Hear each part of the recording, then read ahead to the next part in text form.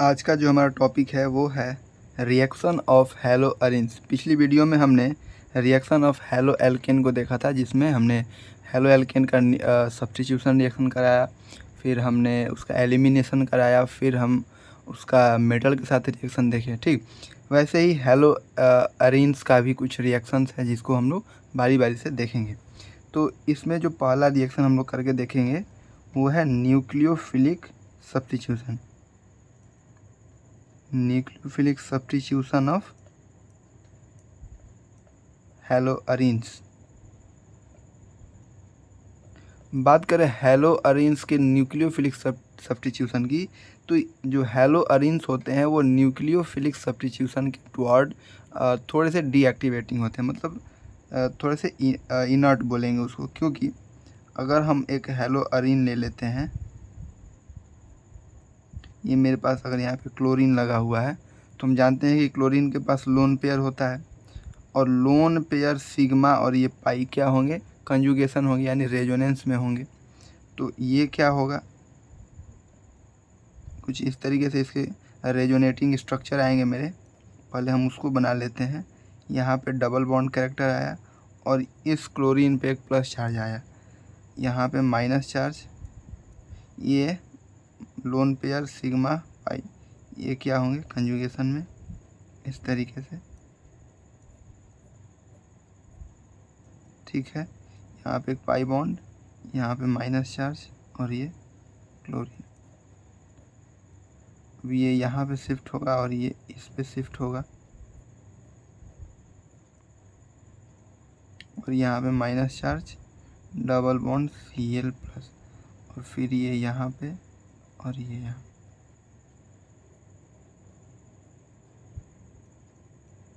ठीक, अगर हम इस रेजोनेटिंग स्ट्रक्चर को देखेंगे तो ये जो क्लोरीन है और ये जो कार्बन है, इनके बीच में क्या है, एक पार्शियल डबल बॉन्ड कैरेक्टर आया है, पार्शियल डबल बॉन्ड कैरेक्टर।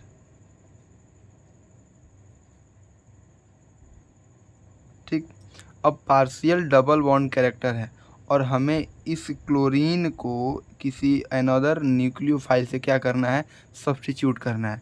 तो हमारे लिए क्या होगा, ये मुश्किल का काम होगा, क्योंकि ये जो सिंगल बॉन्ड था पहले, रेजोनेंस की वजह से क्या है, इस पे एक पार्शियल डबल बॉन्ड आ गया है, जिसके वजह से इस बॉन्ड को ब्रेक करना काफ़ी मुश्किल काम होगा। और जितनी एनर्जी चाहिए एक न्यूक्लियोफाइल को इसको सब्स्टिट्यूट करने के लिए, उतनी एनर्जी जो है इसमें नहीं मिल पाएगा, और इस वजह से हमारा जो न्यूक्लियोफिलिक सब्स्टिट्यूशन है हेलो एरीन में, वो काफ़ी लेस होगा।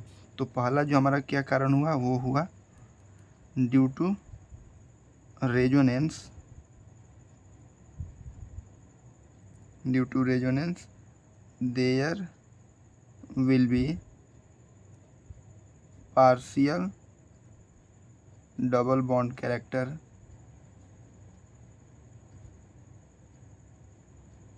between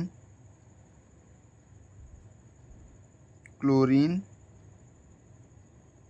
and carbon. Therefore, it is difficult to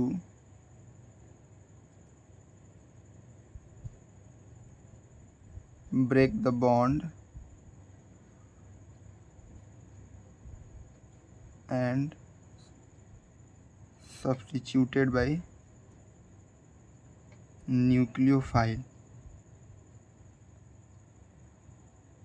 ठीक है, तो यहाँ से हम समझ गए कि रेजोनेंस की वजह से न्यूक्लियोफिलिक सब्स्टिट्यूशन हेलो एरीन में क्या होगा, लेस होगा। ठीक, ये हो गया पहला। दूसरा कारण अगर हम देखें तो कार्बन और हेलोजन एटम के बीच में क्या है, जो बॉन्ड बना है, इस बॉन्ड को देखें तो वो क्या है, sp2 हाइब्रिडाइज कार्बन के साथ जुड़ा हुआ है। क्योंकि अगर हम इस कार्बन की बात करें तो इस कार्बन का हाइब्रिडाइजेशन स्टेट क्या होगा, इसके पास 3 सिग्मा बॉन्ड है और एक पाई बॉन्ड है, तो हाइब्रिडाइजेशन स्टेट क्या हो जाएगा, अगर 3 बॉन्ड है इसके पास तो sp2 हो जाएगा। और ये हो गया हेलो अरीन में, और हेलो एल्केन में क्या था, हेलो एल्केन में sp3 हाइब्रिडाइज कार्बन था, ठीक है। sp2 हाइब्रिडाइज कार्बन और sp3 हाइब्रिडाइज कार्बन की बात करें तो इस वाले यानी sp2 कार्बन में जो परसेंटेज s कैरेक्टर होता है, परसेंटेज s कैरेक्टर, ये क्या होगा, ये ज़्यादा होगा एज कंपेयर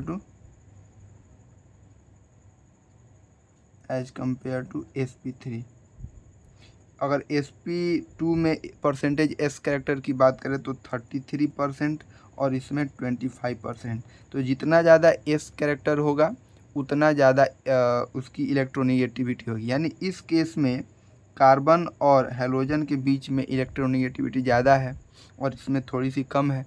तो इस केस में जो कार्बन है और जो कार्बन है वो इलेक्ट्रॉन को अपनी तरफ भी खींच के रखेगा और ये भी अपनी तरफ खींच के रखेगा। तो इससे क्या होगा कि हेलो एल्केन और हेलो अरीन के बीच में जो बॉन्ड लेंथ है, मतलब इन दोनों के बीच का जो बॉन्ड लेंथ का डिफरेंस है वो थोड़ा बढ़ जाएगा। अगर इस वाले की बात करें तो 169 पिकोमीटर, ठीक है। ये किसका होता है, हेलो अरीन में। और हेलो एल्केन की अगर बात करें तो वो होता है अप्रोक्स 177 पिकोमीटर। अगर आप इसमें देखें तो हेलो एल्केन में कार्बन और हैलोजन जो बॉन्ड लेंथ है वो 177 पिकोमीटर है और इसमें 169, यानी ये शॉर्टर है। और शॉर्टर बॉन्ड को तोड़ना ज़्यादा मुश्किल होता है as compare to longer bond. तो हम लोग यहाँ से क्या लिख सकते हैं, due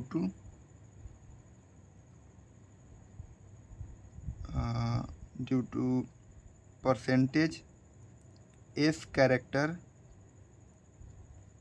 of sp2 hybridized carbon in haloarine makes bond length shorter as compared to bond length in haloalkane, ठीक है। hence shorter bond length becomes difficult to break and hence nucleophilic substitution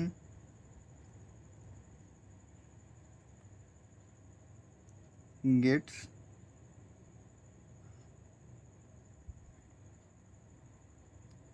distracted लिख सकते हैं, ठीक है। तो nucleophilic substitution इस वजह से भी क्या होगा, हैलोएरिन में कम होगा। अगला जो अगर हम रीज़न की बात करें,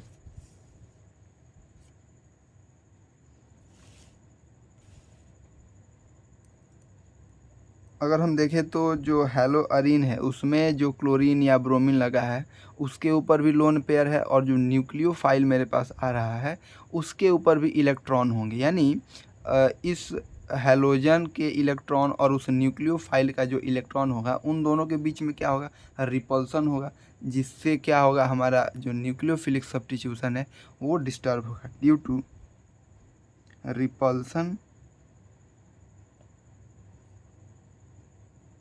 of due to repulsion in electrons of halogen and upcoming nucleophile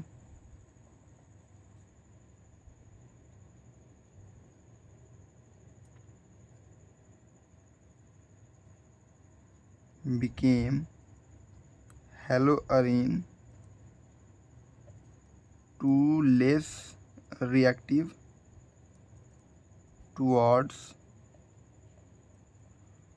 nucleophilic substitution।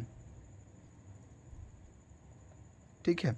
यानी जो हैलोजन लगा है हैलोअरीन में और जो अपकमिंग न्यूक्लियोफाइल है, उन दोनों के इलेक्ट्रॉन के बीच में क्या होगा, रिपल्सन होगा, जिससे न्यूक्लियोफिलिक सब्स्टिट्यूशन क्या होगा, कम होगा। और हैलोअरीन में न्यूक्लियोफिलिक सब्स्टिट्यूशन, जो हैलोअरीन है वो न्यूक्लियोफिलिक सब्स्टिट्यूशन के टुवर्ड क्या होगा, कम रिएक्टिव होगा। एक और अगर छोटा सा रीज़न देख ले तो due to instability of phenyl carbocation, अगर हम हैलोअरीन अगर ले रहे हैं, ये अगर क्लोरीन लगा है, तो हम इसके मैकेनिज्म में क्या करते हैं, पहले लिविंग ग्रुप को आउट करते हैं, ठीक। तो हम यहाँ से अगर क्लोरीन को बाहर कर दें तो मेरा जो स्पीसीज बचेगा वो क्या बचेगा, ये, ठीक है। यानी ये एक कार्बोकेटाइन बनेगा, यहाँ पे प्लस अगर दे दें तो ये क्या है मेरे पास, इसको बोलते हैं फिनाइल, ठीक। और ये एक हाईली अनस्टेबल स्पीसीज है, हाईली अनस्टेबल इंटरमीडिएट। ये इतना ज़्यादा अनस्टेबल है कि इसके फॉर्म होने की प्रोबेबिलिटी बहुत ही कम होती है। तो इस वजह से यानी फिनाइल कार्बोकेटाइन के अनस्टेबिलिटी के वजह से भी हमारा जो न्यूक्लियोफिलिक सब्स्टिट्यूशन है वो फेवर नहीं करता है हैलोअरीन में। तो ये बातें हो गई किसकी, हैलोअरीन टुवर्ड्स न्यूक्लियोफिलिक सब्स्टिट्यूशन। हम चाहें तो हाइड्रोक्सिल ग्रुप से इसको रिप्लेस कर सकते हैं, लेकिन जो कंडीशन हमको रखना होगा वो काफ़ी ड्रास्टिक सिचुएशन रखना होगा। मतलब अगर हम हैलोअरीन लेते हैं, ये मेरे पास एक हैलोअरीन हो गया, और हम इसको सब्स्टिट्यूट कराना है किसके साथ, OH के साथ। हम इसके साथ इसको सब्स्टिट्यूट करना चाहते हैं, तो हम क्या लेंगे, NaOH लेंगे और टेम्परेचर को रखेंगे 623 केल्विन, और जो प्रेशर रखना होगा हमको इसको सब्स्टिट्यूट करने के लिए वो 380, ठीक। और जो दूसरा है हमको इसको किसमें, एसिडिक मीडियम में इसको क्या करना है, सब्स्टिट्यूट करना है। इस सिचुएशन में अगर हम इसको रखेंगे तो क्या होगा, जो हैलोजन है वो सब्स्टिट्यूट हो जाएगा किससे, इस हाइड्रोक्सिल ग्रुप से। अगर आप देखें कंडीशन की तो यहाँ पे 300 ATM और इतना हाई टेम्परेचर, मतलब ये एक ड्रास्टिक सिचुएशन है। आपको इतना ज़्यादा लैब में क्रिएट करना होगा तब आप इस चीज़ को सब्स्टिट्यूट कर सकते हैं। आप इसी से अंदाज़ा लगा लें कि जो ये हैलोअरीन है उसमें सब्स्टिट्यूशन करना कितना मुश्किल का काम है, ठीक। यानी हमको इस OH को सब्स्टिट्यूट करना है तो इतना लैब में कंडीशन को क्या करना है होगा, मेंटेन करना होगा। लेकिन अगर हम चाहते हैं कि सब्स्टिट्यूशन कराएं तो हमें इसके अंदर क्या लगाने होंगे, कुछ ग्रुप्स लगाने होंगे जिससे कि इसका जो स्टेबिलिटी है, इसका जो इलेक्ट्रॉन डेंसिटी है इसके अंदर क्या हो, कम हो। और इलेक्ट्रॉन डेंसिटी कब कम होगा, जब हम यहाँ पे क्या लगाएंगे, इलेक्ट्रॉन विथड्रॉइंग ग्रुप। यानी अगर हम लिखें बाई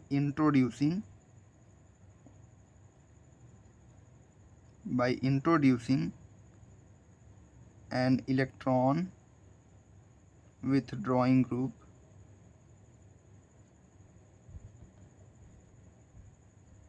substitution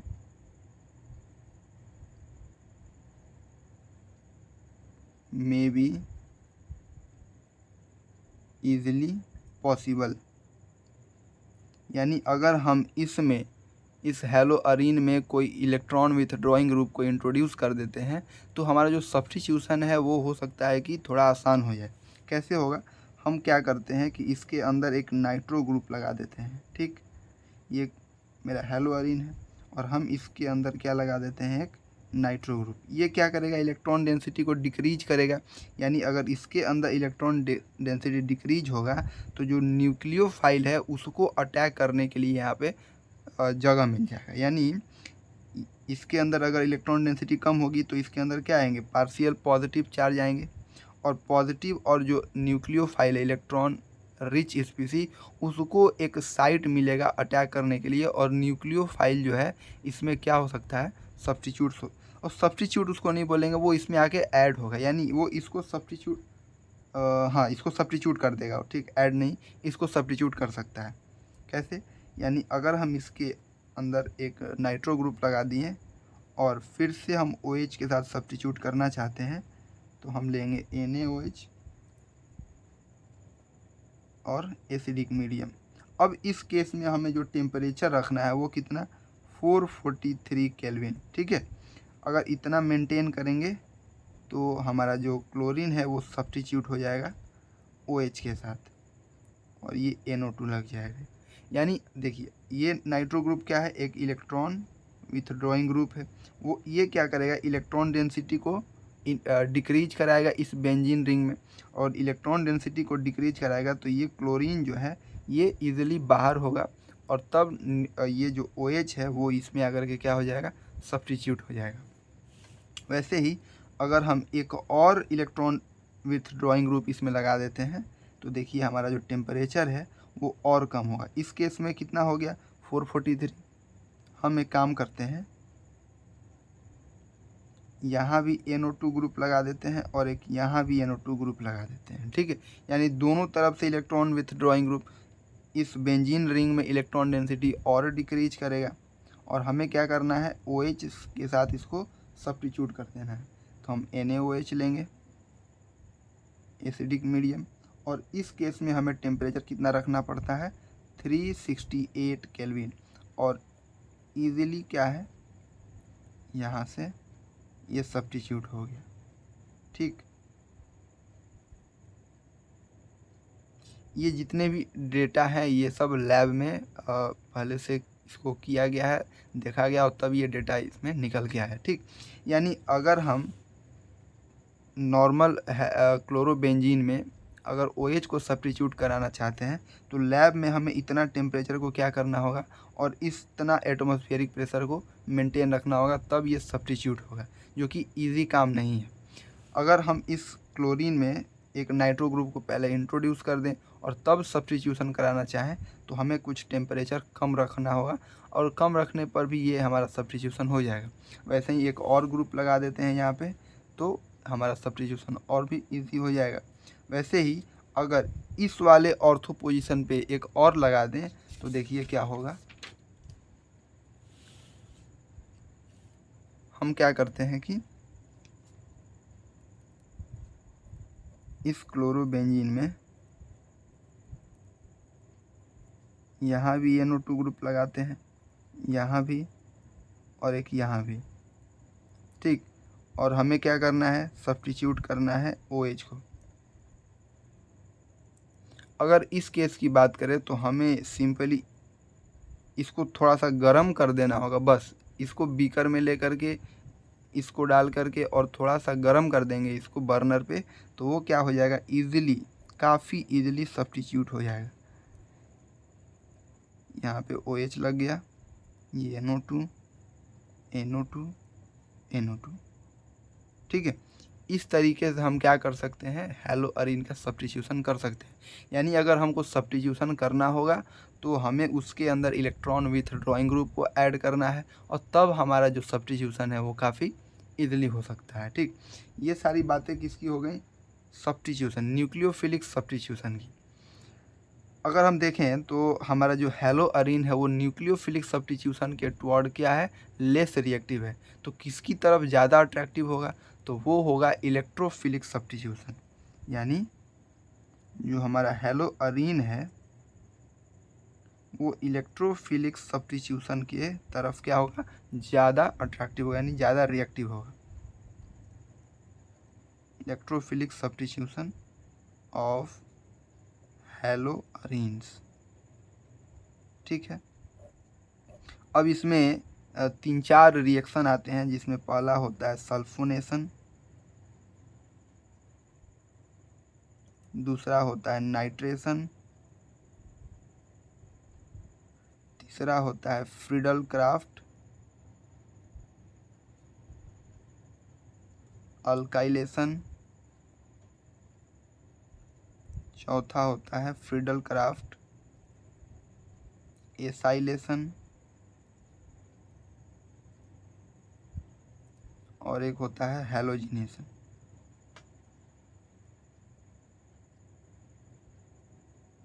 ठीक है। ये मेरे 5 रिएक्शन होते हैं किसके, हैलोअरीन के। तो हम सबसे पहले किसको देखते हैं, सल्फोनेशन।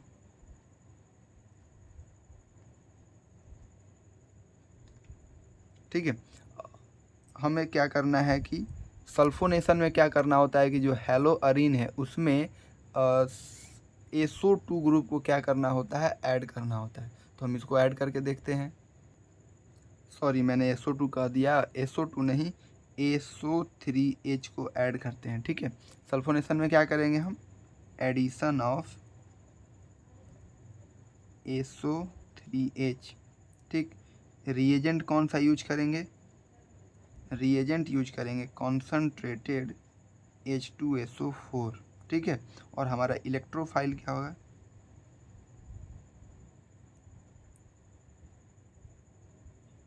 SO3। ठीक है, ये हमारा क्या हो गया, इलेक्ट्रोफाइल। कैसे ऐड करेंगे देखते हैं। हम क्या करते हैं कि पहले रिएक्शन लिख देते हैं। ठीक, ये हमारा क्या है, क्लोरोबेंजीन है। हम इसमें कॉन्सनट्रेटेड H2SO4 को ऐड करेंगे और हीट कर देंगे। तो हमारा क्या होगा,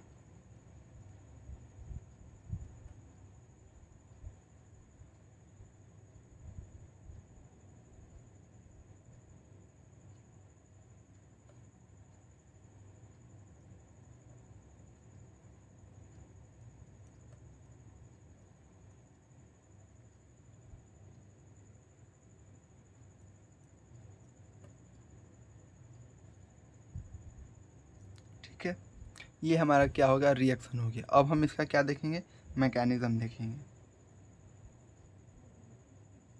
ठीक है, अगर हम इसके मैकेनिज्म की बात करें तो हम इस H2SO4 को पहले लेकर देखें। तो अगर हम इसका स्ट्रक्चर बनाए तो कुछ इस तरीके से बनेगा। देखिए H2SO4 क्या है, एक ऑक्सो एसिड है और इसका स्ट्रक्चर कुछ इस तरीके से बनता है। ठीक है, इसके पास लोन पेयर, इसके पास लोन पेयर, ये हमारा एक मॉलिक्यूल H2SO4 हो गया। वैसे ही एक और मॉलिक्यूल हम लेंगे, ये हो गया। अगर हम देखें तो इस ऑक्सीजन के पास लोन पेयर है, तो ये इस वाले हाइड्रोजन को क्या करेगा, कैरी करेगा और ये बाहर निकलेगा। ठीक है, यहाँ से क्या बनेगा, HOS डबल बॉन्ड O।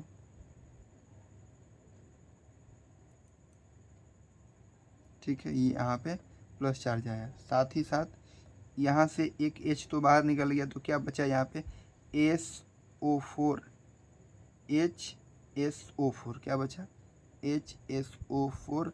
और ये इलेक्ट्रॉन इसके ये तो हाइड्रोजन अपना इलेक्ट्रॉन लेके गया नहीं है क्योंकि ऑक्सीजन के साथ जुड़ा है, ऑक्सीजन ज़्यादा इलेक्ट्रोनेगेटिव है इसे, तो इसके इलेक्ट्रॉन को ये खुद ही रख लेगा।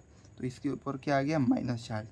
और साथ ही साथ ये अगर देखें तो यहाँ से OHH, यानी ये एक लिविंग ग्रुप है वाटर, और वाटर जो होता है एक अच्छा लिविंग ग्रुप होता है। तो यहाँ से ये बाहर निकल गया, तो ये क्या बच गया यहाँ पे, HSO3, HSO3, और इसके ऊपर क्या आएगा, एक प्लस चार्ज आएगा। ठीक है, यहाँ से हो गया। अब इसका अगर हम यहाँ पे फिर से स्ट्रक्चर ड्रॉ करें, HOS डबल बॉन्ड, यहाँ पे प्लस चार्ज है।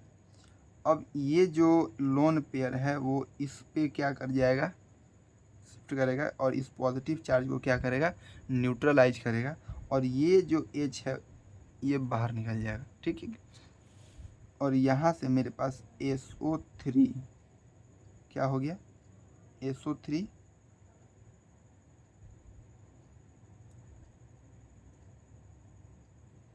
ठीक है, ये हमारा क्या बन गया, इलेक्ट्रोफाइल बन गया। अब हमारा इलेक्ट्रोफाइल का तो फॉर्मेशन हो गया है। अब हम क्या करेंगे, एडिशन करेंगे उसका, यहीं पे कर देते हैं ताकि आपको क्लियर रहे उसमें। अब देखें,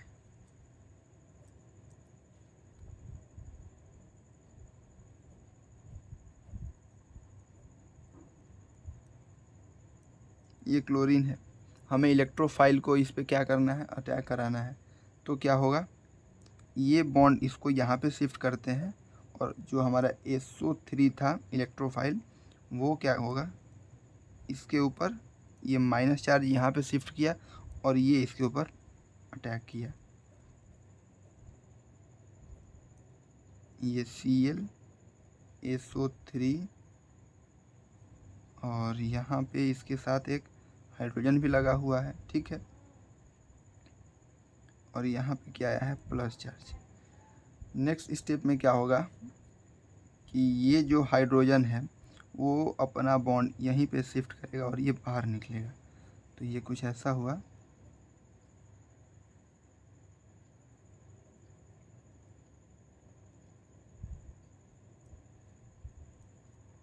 ठीक है, ये ऑर्थो पोजीशन पे आकर के जुड़ गया।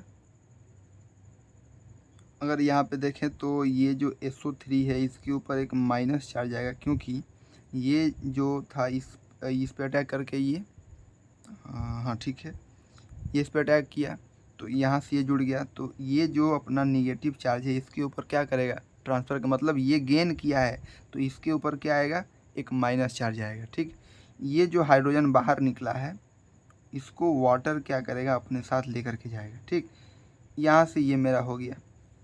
नेक्स्ट स्टेप में क्या होगा, प्रोटॉन का ट्रांसफ़र होगा, प्रोटॉन ट्रांसफ़र, इसके ऊपर भी माइनस चार्ज है।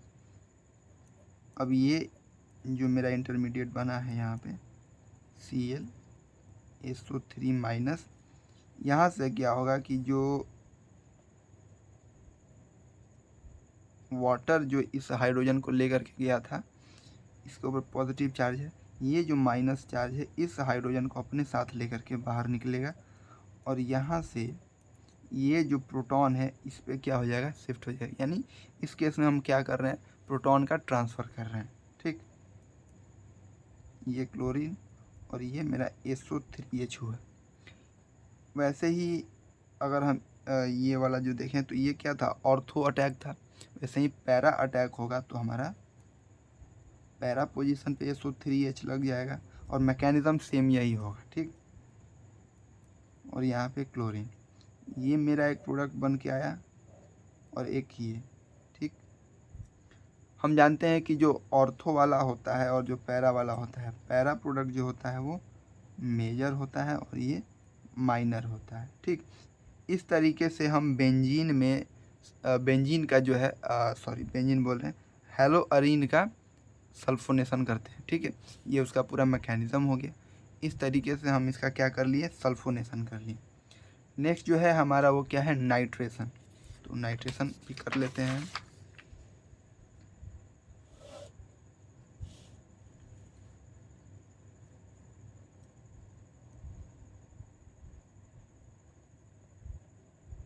नाइट्रेशन ऑफ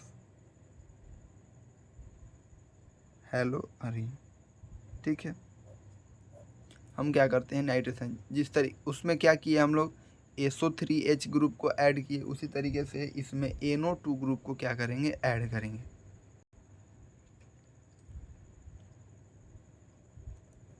इसमें हम किसका एडिशन करेंगे, एडिशन NO2 का एडिशन करेंगे। हमारा जो रिएजेंट होगा वो क्या होगा, रिएजेंट यूज करेंगे हम लोग HNO3 और वो भी कॉन्सनट्रेटेड। ठीक है,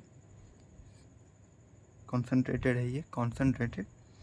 कैटलिस्ट हम क्या यूज करेंगे, कैटलिस्ट यूज करेंगे हम लोग H2SO4 और वो भी कैसा होगा, कॉन्सनट्रेटेड। और हमारा इलेक्ट्रोफाइल क्या होगा, इलेक्ट्रोफाइल होगा हमारा NO2। ठीक, हम पहले क्या करते हैं, जनरल रिएक्शन को लिख लेते हैं। ये हमारा हो गया क्लोरोबेंजीन। इसमें हम क्या करेंगे, concentrated HNO3 plus concentrated H2SO4 को क्या करेंगे, ऐड करेंगे और फिर हीट कर देंगे। तो हमारा क्या होगा, ऑर्थो और पैरा पोजीशन पे NO2 ग्रुप क्या होगा, जुड़ जाएगा। ठीक है, ये ऑर्थो पे जुड़ गया और ये पैरा पे। ये हमारा हो गया जनरल रिएक्शन। अब हम इसका क्या करेंगे, मैकेनिज्म में क्या है, फर्स्ट स्टेप में हम क्या करेंगे, जनरेशन ऑफ इलेक्ट्रोफाइल,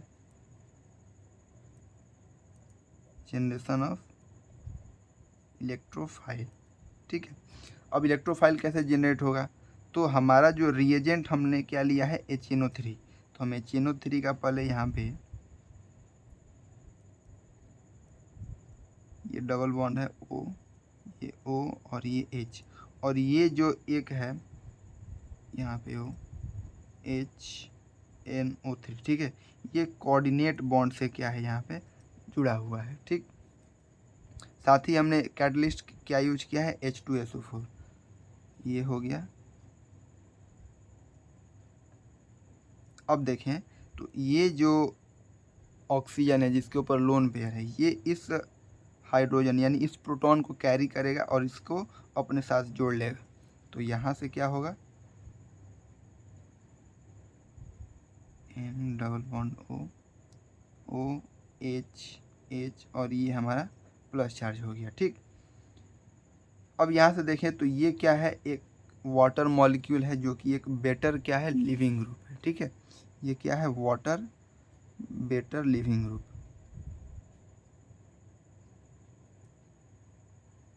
ठीक है। ये क्या है, एक बेटर लिविंग ग्रुप है। ये बाहर होगा, ये इलेक्ट्रॉन को अपनी तरफ शिफ्ट करेगा और बाहर निकलेगा।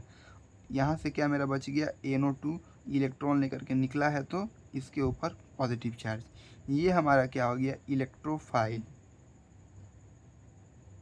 और साथ ही साथ यहाँ से क्या निकला है, HSO4-, ठीक। ये हमारा इलेक्ट्रोफाइल का जनरेशन हो गया। अब क्या होगा, अटैक होगा, अटैकिंग ऑफ इलेक्ट्रोफाइल, ठीक। सेम टू सेम जैसे हमने सल्फोनेशन किया था वैसे ही इसको भी करना है। ये क्लोरीन है, हमें क्या करना है, इस NO2 को ऐड करना है। तो ये जो बॉन्ड है इसके ऊपर शिफ्ट होगा और ये जो माइनस चार्ज जो यहाँ पे आएगा वो माइनस चार्ज इसको अपनी तरफ अट्रैक्ट करेगा। तो ऐसा होगा, ये Cl, ये NO2 और यहाँ पे एक हाइड्रोजन लगा हुआ है, ठीक। हमने पहले ही बताया हुआ है कि हर एक कार्बन के साथ एक हाइड्रोजन लगा होता है, ठीक।